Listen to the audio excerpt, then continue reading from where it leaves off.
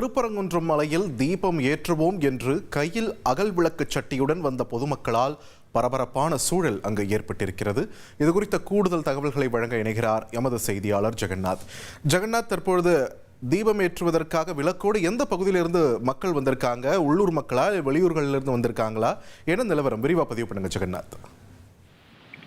வணக்கம். திருப்பரங்குன்றம் மலை விவகாரம் தொடர்ந்து பரபரப்பாகவே போய்கொண்டிருக்கிறது. இந்த சூழலில் பார்த்தீங்கன்னா, சிக்கந்தர் பாதுஷா பள்ளிவாசல் சார்பாக இன்று இரவு சந்தனக்கூடு திருவிழாவிற்காக கொடியேற்றம் நடைபெற இருக்கிறது. இதற்கான முன்னேற்பாடு செய்வதற்காக நேற்று 4 இஸ்லாமியர்கள் மலை மீது சென்றதாக மலை செல்லும் படிக்கட்டு இருக்கக்கூடிய இந்த பழனி ஆண்டவர் கோவில் தெருவை சேர்ந்த பொதுமக்கள் நேற்று காவல்துறையினருடன் வாக்குவாதத்தில் ஈடுபட்டார்கள்.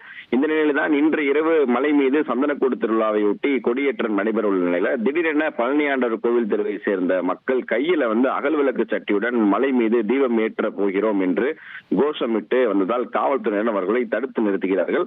இந்த நிலையில் காவல்துறையினர் பேச்சுவார்த்தை நடத்தியும் அவர்கள் போராட்டத்தை கைவிடாத காரணத்தினால் தற்போது அரசு பேருந்து மூலம் பழனி ஆண்டவர் கோவில் தெரு மக்களை காவல்துறையினர் கைது செய்து வாகனத்தில் ஏற்றி தனியார் மண்டபத்திற்கு அனுப்பி வைத்திருக்கிறார்கள்.